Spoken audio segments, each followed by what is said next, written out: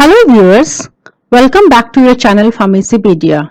This is Dr. Shikha Chauhan, and in this session we are going to learn about the investigational use of drugs. My dear students, there are two things. The first is the investigational new drugs, which we call IND application, which you must have heard in the pharmaceutics and in regulatory affairs. But here we are talking about the use of these investigational new drugs. So before the clinical trials, these IND applications are being put up, and then later on clinical trials are being carried out. So how the clinical trials have to be carried out, what are the rules, what are the guidelines to be followed, what are the principles, how these drugs are being classified, what is the role of pharmacist, and how the things have to be worked upon, that we are going to discuss in detail in this session. So if you have still not subscribed to my channel Pharmacypedia, please do like, share and subscribe to Pharmacypedia for getting further updates and important content related to pharmacy practice. So without wasting the time, let us begin the session. So let us first try to understand what all we are going to cover up in this session. So we shall be talking about the description, what are the principles involved, what is the classification of investigational drugs, how the things have to be controlled, identification, and the role of the hospital pharmacist, and what is advisory committee. So my dear students, once you have undergone the preclinical development, you need to apply for the IND applications, and then you can carry out the clinical development. In that you are going to learn and you are going to investigate about what are the different effects on the body, what are the different safety concerns. You will also have to do the research on the effectiveness of treating different disease and large scale development of the safety and effectiveness. So my dear students, once a drug clarifies all these things, all the research studies are being completed out, it is able to answer all the queries, then only it goes to the regulatory approvals. So first let us try to understand what do we mean by the investigational use of the drugs. So what is investigational drugs? So investigational drugs are basically those drugs, or you can say those compounds, those mixtures which have not still been approved by the agencies, which has still not been approved by the Federal Food and Drug Administration. So when we talk about the FDA, we are specifically referring to the US FDA.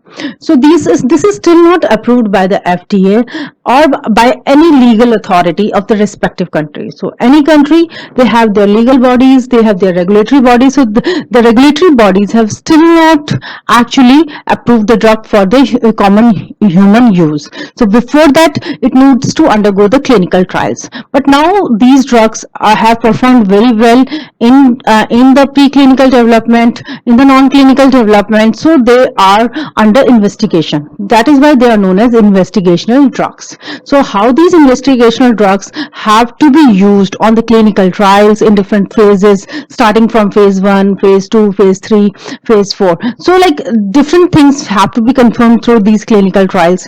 So these are basically drugs which are still not approved, but are under the complete investigation to be approved on later stage once it satisfies all the parameters, once it satisfies all the queries by doing the adequate research in a proper manner. So what are the principles involved in the use of these investigational drugs? So different hospitals or the research institutions or the primary centers on where these investigations have to be performed, they have to use certain established facts, certain established guidelines needs to be followed. So the procedures which are used in the use of these investigational drugs should be built around the basic principles. So some principles have to be involved, how the things have to be worked upon for these investigational drugs. So my dear students, you can see the research basically starts with the basic research which is being followed by the early discovery and preclinical studies. So once a drug reaches to preclinical studies, the manufacturer, the sponsor, the company have to file a IND application, investigational new drug application, which is just a process which have to be placed in order to get permission to carry out the clinical trials. So once the clinical trials, human clinical trials cannot become before that, you have to apply for the IND application.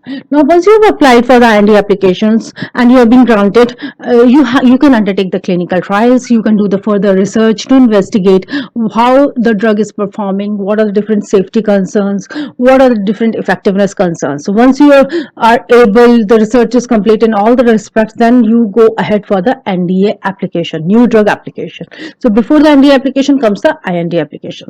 So till then the drug is still under investigation, therefore referred to as the investigational drugs.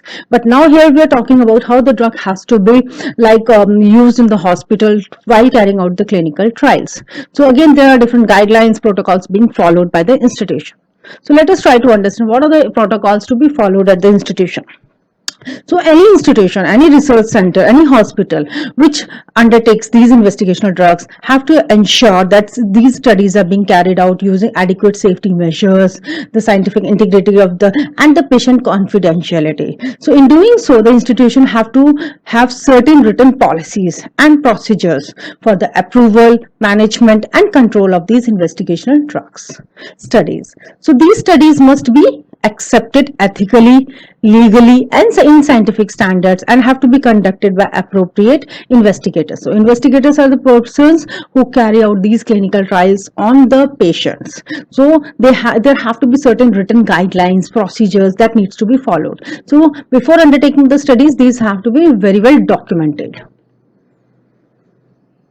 So when we talk about these guidelines, these principle talks that the investigators have to perform the investigational studies on the patient. So first thing you should have is that you should have an adequate patient consent. Now this consent is very important because the patient should know what treatment would be done on him, what may be the consequences, what may be the things going around. So if you, the investigator, has to ensure that you have actually obtained the informed consent. This is the in legal writing, so that if anything goes wrong during the investigation, that can be worked upon, and the person is free to leave the study in between whenever he desires to do so. So this consent must actually be obtained from the patient or his legally authorized representative before the treatment starts.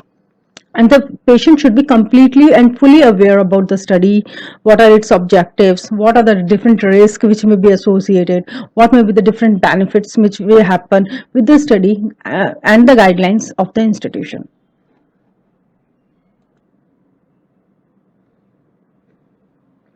Next, talking about the principal investigator or the person who's undertaking the clinical trials is actually responsible for proper maintenance of these reports. So all the reports generated during the study for different patients, different records have to be documented very well, and the investigator is rightly responsible for it. Next, there must be proper packaging system. The drugs which are under investigation should be very well packaged, so they are being differentiated from the other drugs. So they have to be adequately stored, very well packaged. The dose has to be prepared very accurately, and these are all things done in collaboration with the other paramedical staff like nurses have to be done very systematically. Because the things with the investigational drugs are more important because the drug is still under investigation studies. So if anything goes wrong, that must be properly documented. Apart from that, there have to be several recommendations which actually serves as a guidelines to develop these drugs. So as required by the federal regulations, institutions or the hospitals which carry out these studies must propose the clinical research studies in terms of its compliance with ethical, legal and scientific standards. So all the investigations which are being performed, all the clinical trials have to be ethically correct, and the principal investigator is actually directly responsible for obtaining the written informed consent of the patient. Now, what are the things which needs to be ensured by the investigator? Again, this is very important because you are doing the clinical trial. The drug will be in the market once it completes all these, and the research should be able to answer all the queries related to the safety, quality, effectiveness, long-term safety, and all the issues. Even the dose has to be concluded with this clinical trial.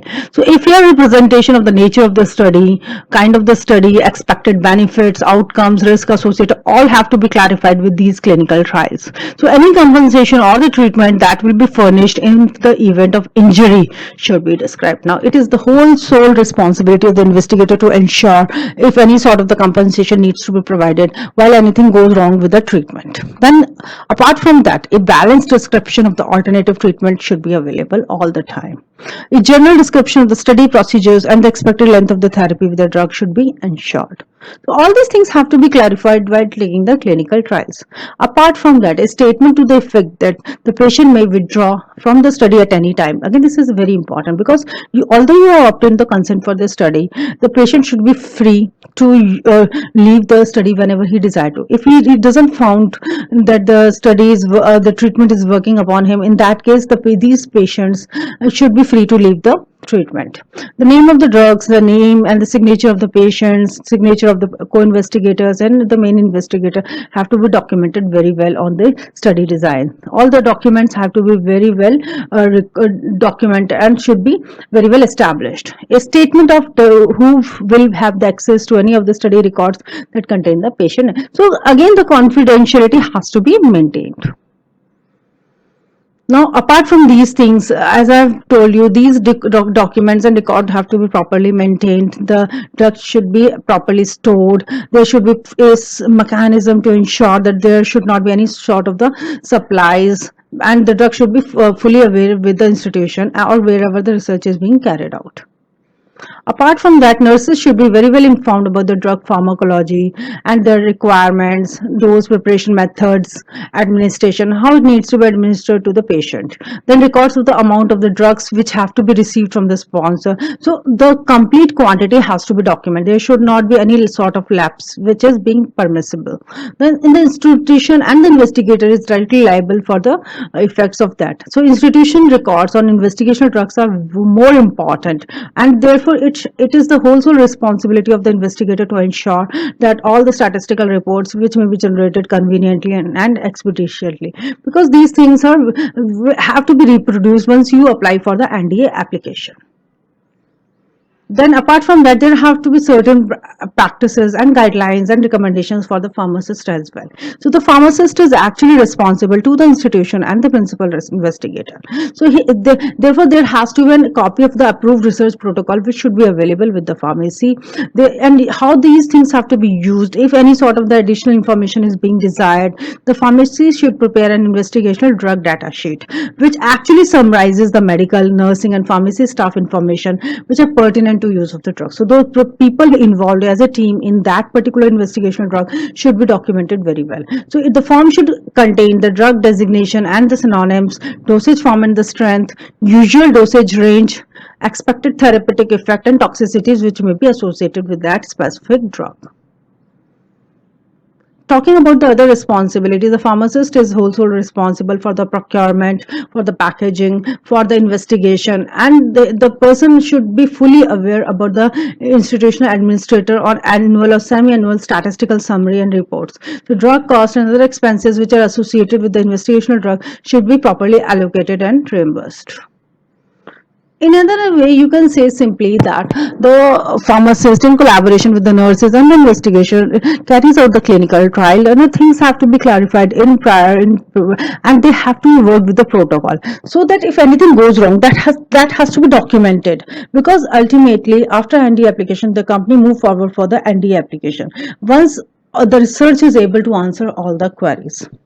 Then next is about the classification of the drugs. So we do the classification, it simplifies our work. It has to be systematized. So again, investigational drugs in any hospital have to be classified, because this classification is very important, because you should know where that particular drug is standing, what is the current status, and you should know it should be able to have the availability of such drugs to the staff members, or to establish a stacking and the dispatch. So the way it has to be actually labeled out and stocked out.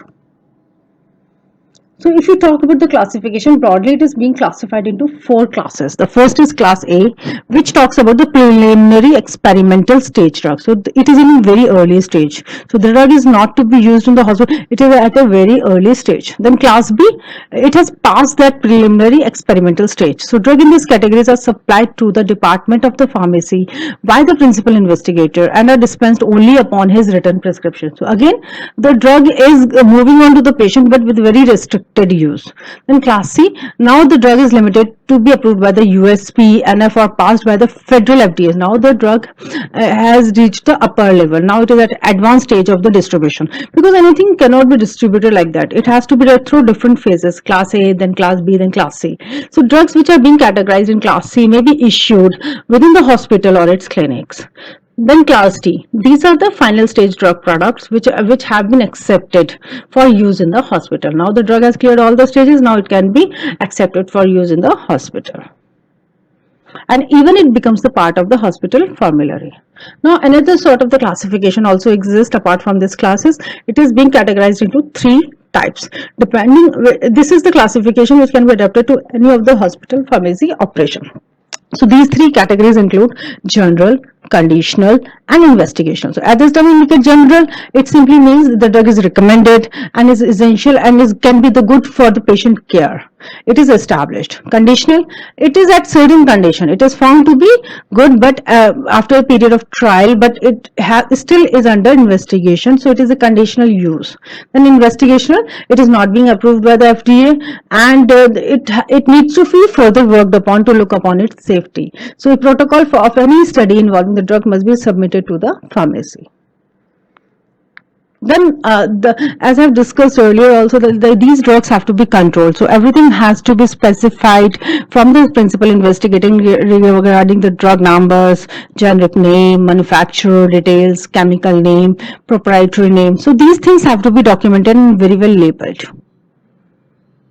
Then talking about the control, so since three people are basically involved, the first is the investigator, then physician data sheet, nurse data sheet, and pharmacist. So these data sheets are again very important to see that whatever stock of the investigational drug is being used, it is properly documented by all these three people, because this works again in a team. So for a team to work successfully and to understand that each have to be like documented very well, it is very important to understand that these data sheets are being maintained at each of the level, at the nurses level, at the pharmacist level, at the physician's level. So everything becomes transparent. Then these identification is very important, what sort of the classes the drug is being used for, so that there should be adequate differentiation from the routine prescription drugs, because in a hospital setup several drugs are there. So once investigational drugs comes out, it should not get mixed with your regular prescription drugs. They should be very well like labeled, they should be very well printed with other ink colors like red color, so that they become highlighted out. And apart, they should carry other information like patient name, data, prescription number, doctor's name, directions of use. So these things should be different from your normal prescription drugs. Then only you can have a better control over the use of these investigational drugs. And they should be very well authorized as per the law also. Informed consent, physicians should be convinced enough to have the reasonable accuracy of the diagnosis, and existing method of treatment should prove unsatisfactory, because this is a new drug application whereby you are establishing that this drug is far more superior and no such present drug is able to like treat the patient in this way. Then the physician is also advised to confine his clinical investigation of new drugs to those furnished by the reputable sources who have supplied him with the comprehensive written information concerning. So since these are under investigation, so other sort of the supportive data is required, like animal experimentations or like recommended doses, or if any sort of the contraindications do exist. So there is an important role of the pharmacist in the clinical evaluation of the drug. So not only from the collection, assessment, planning, implementation. So these pharmacists play a very important role from the preliminary stages to the later stages. And in a team, along with the physician, along with the investigator and nurses, they are able to conduct the clinical trial in a best possible way. So clinical investigation once completes out and the research is able to answer all the clinical queries regarding the dose, effectiveness, safety, concern, accuracy, effectiveness, then only in a sequential phase-wise manner, like phase 1, phase 2, phase 3 and phase 4, the drug later on moved to the stage of the new drug application. So thank you so much for watching the video. Please do like, share and subscribe to Pharmacypedia for getting further updates and important content related to pharmacy practice. Thank you so much everyone. Stay tuned, stay happy.